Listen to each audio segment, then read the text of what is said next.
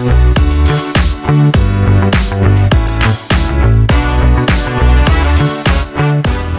everyone, welcome back to the Hampton Roads Real Estate Network, where local real estate professionals bring you useful and interesting information about buying, selling, and investing in our local real estate market here in coastal Virginia. I'm Brian Ponseti, and today's topic is an important one. We are going to talk with my colleague and fellow EXP realtor, Drew Walck, all about home inspections, why they're important, and why you should get one, etc. So, Drew, how are you doing today, buddy? Good, man. How are you? I'm doing good. I'm ready to dive right into it. So we're just going to go ahead and start with defining what a home inspection is. One thing I'll say is what a home inspection is not is your uncle or your second cousin coming along with you during the showing and telling you everything that is wrong with the house, right? Unless they are, in fact, a licensed home inspector, which in that case, that could be fine. But that is not an official home inspection. Drew, why don't you go ahead and let us know what an official home inspection is? Yeah, absolutely. So a home inspection it's an assessment of the property's physical structure, mechanical systems to include the electrical, plumbing, and then the roof, the ceilings, the walls, the floors, and everything in between by a licensed home inspector. Right. Ryan, why would somebody get a home inspection? So that might seem like an obvious one. And in most cases, it is definitely recommended, right? As realtors, we almost always recommend getting a home inspection because it gives you just a lot of information about one of the biggest purchases you may make in your lifetime, right? And like you said, it's done by a licensed home inspector that looks at homes all the time. And so they know what they're looking at. They know what to look for. It could potentially reveal hidden issues inside the house. Now, you can't see through walls, and there might be areas that you can't access. So you won't get everything that could possibly go wrong with the house, right? But it can give you the most information possible. And so it can give you peace of mind about the purchase, that you are making the right decision or you're buying a good product, essentially. And of course, it'll give you an idea of the overall condition of the home. And every home is different. You know, you have older homes and newer homes. So there's always going to be stuff on that report. But if you're buying an older home, you want to kind of know what the overall health and condition of the home is. And then another thing that it does is gives you time to consider that purchase. Because lots of times we're out there showing homes. We're looking at a lot of stuff and you might get excited about a certain home, but then you kind of get a little cold dose of reality with the home inspection report and you have a little bit of time to think about your purchase as well. So those are the main reasons why you would get a home inspection report done. But there are a few reasons why you may not get one done. So Drew, why don't you go ahead and tell us what are some reasons you might not get a home inspection done? Yeah, real quick, Ryan, I want to add in there. So especially buyers that, getting a home inspection or receiving that report, it is going to be overwhelming, right? It's kind of like buying an old car. It's going to need something or a lot. So just always keep that in mind, unless it's brand new construction, which home inspectors still do find items that need to be, remedied on a brand new construction home before somebody's even moved in, be prepared when you receive those reports, that they will be a little overwhelming at first. And once you really dive into the meat and potatoes and start to look at it, it could just be a lot of small items added up. Even those rehabbed homes, right? Yeah. And Ryan, did you say that home inspectors don't have X-ray vision? No, they sure don't. I thought they had superpowers. Yeah. They're just like the old school Inspector Gadget where the little magnifying glass comes out over his back with a little mechanical arm. No, they don't do that. They can't see through walls. So if there's rotted wood behind those dry walls, and they don't see it because they can't see it, if you find it later, you can't go back and sue them. Right? Yeah. So don't call your home inspector trying to sue them. So So, a few reasons as to why somebody may not get a home inspection. One is if we're in a really competitive offer scenario and buyer really wants this home, and in order to make their offer stand out with less strings attached, they may not want to conduct a home inspection to make that offer more appealing to that seller versus another offer that they have a home inspection. Another reason why somebody may not get one is property type itself.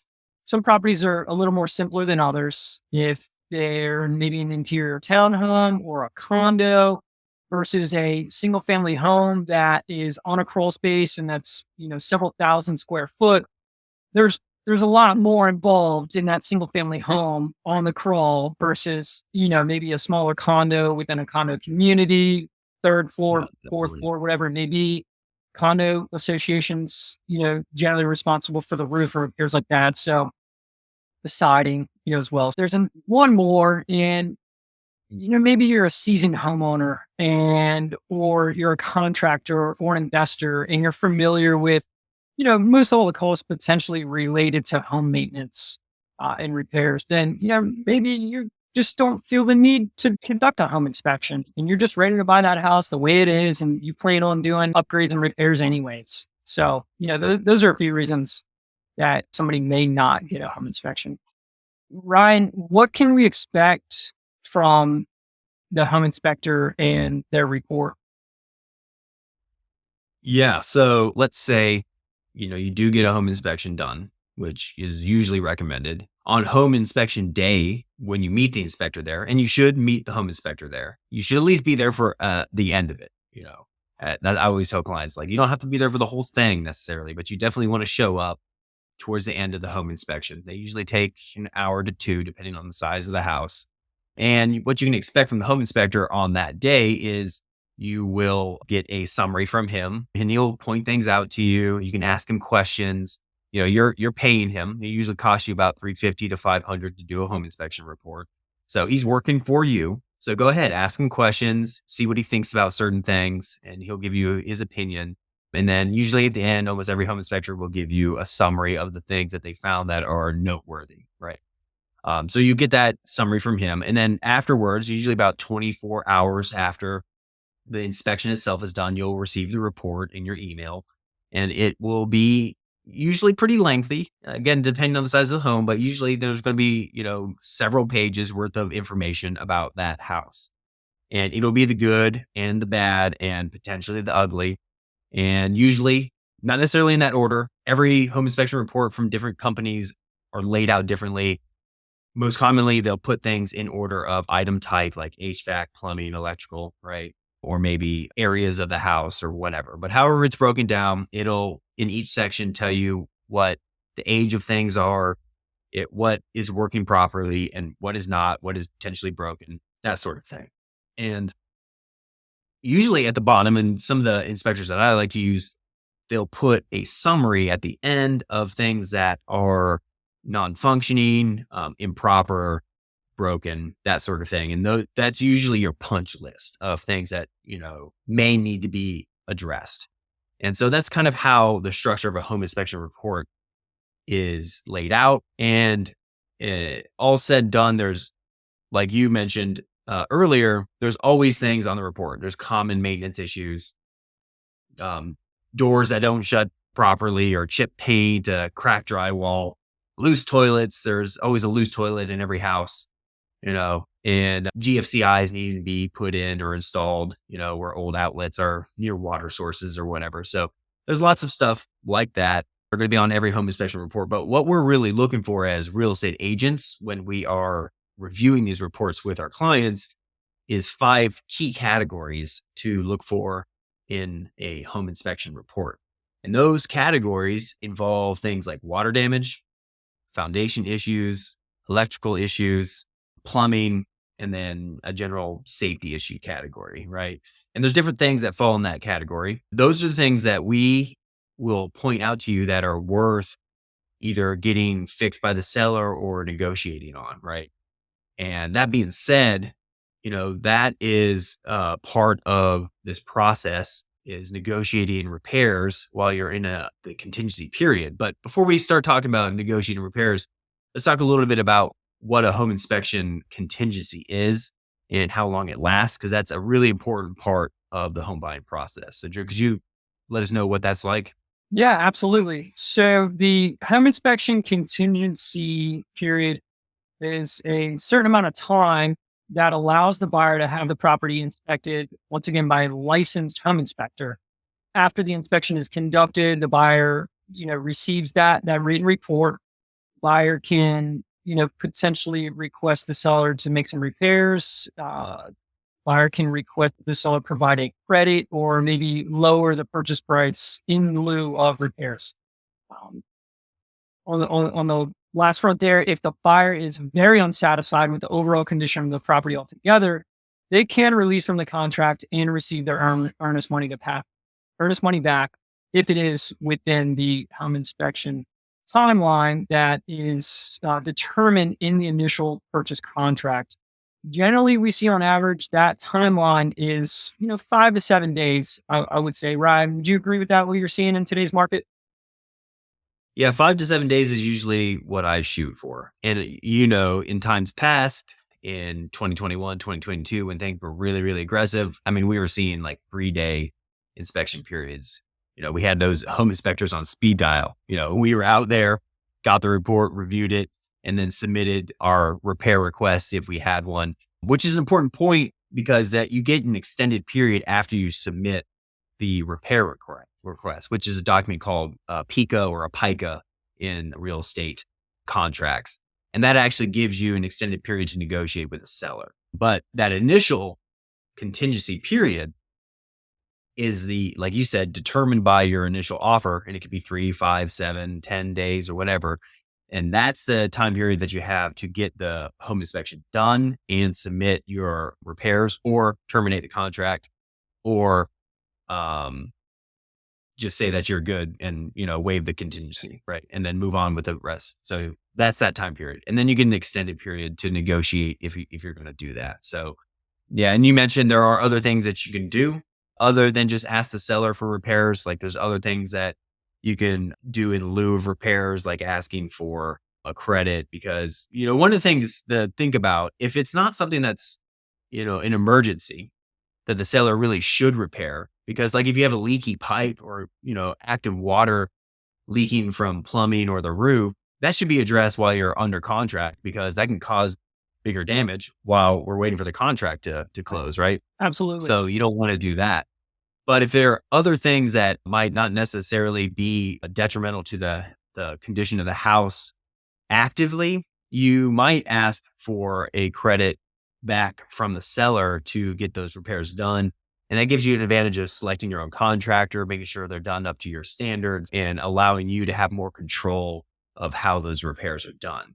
It can also be a good negotiating tactic while you're in this period too, because the seller may prefer to actually give you money than have the hassle of trying to figure out how to do repairs while they're in the process of moving, right? Yeah, absolutely. I personally advise, the buyers that I represent to just, if they're going to ask for something, if it's not, detrimental or an emergency situation, to just ask for a credit in lieu of those Right. repairs. That way, like Ryan said, that the buyer can select their own contractor, make sure it's done to their standards. They can have peace of mind after closing.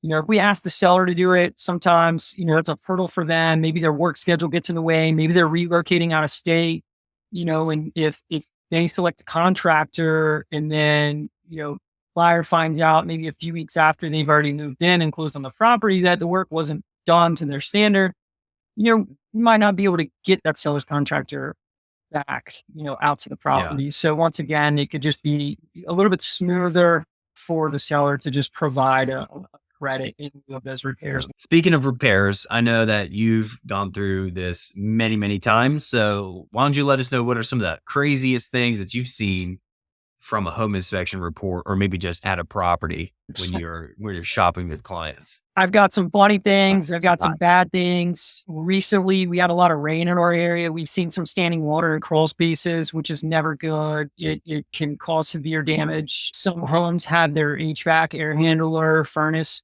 under in the crawl space.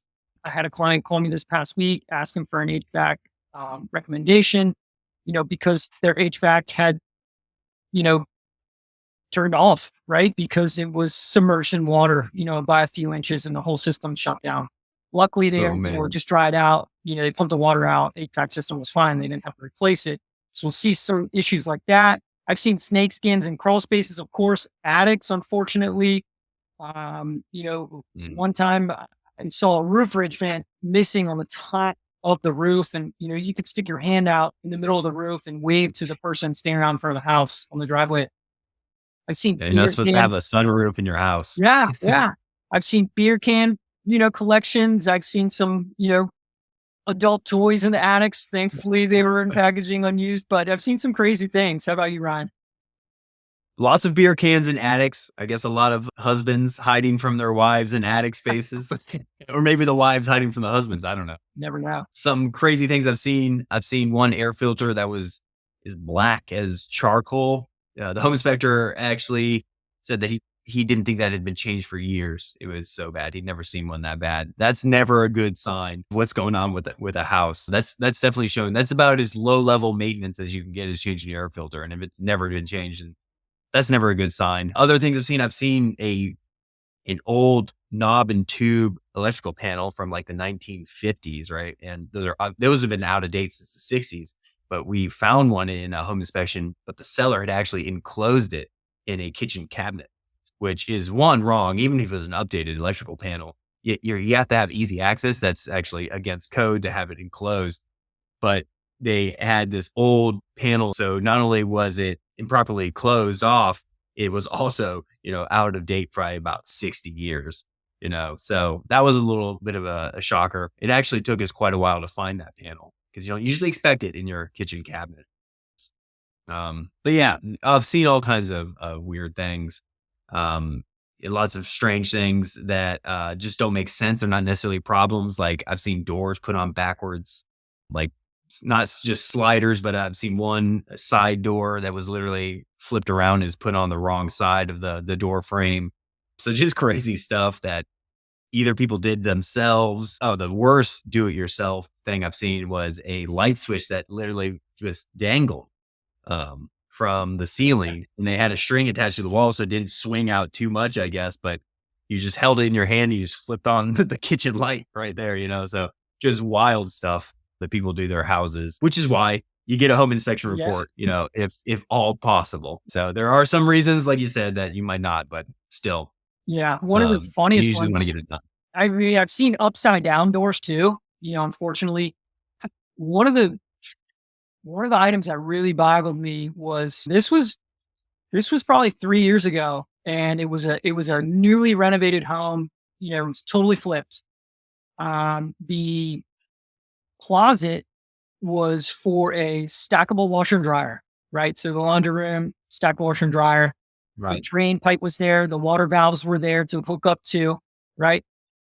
But there was no power supply in the closet for the washer dryer.